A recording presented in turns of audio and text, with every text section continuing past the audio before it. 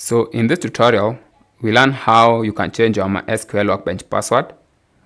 I'll begin the process by typing in my current password so that we can launch the Workbench.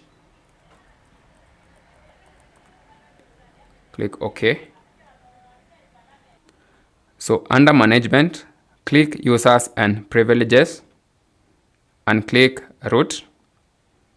So you have to delete your previous password. And now you can type in the password of your choice. You have to confirm it and click Apply. So you can close the Workbench and reopen it.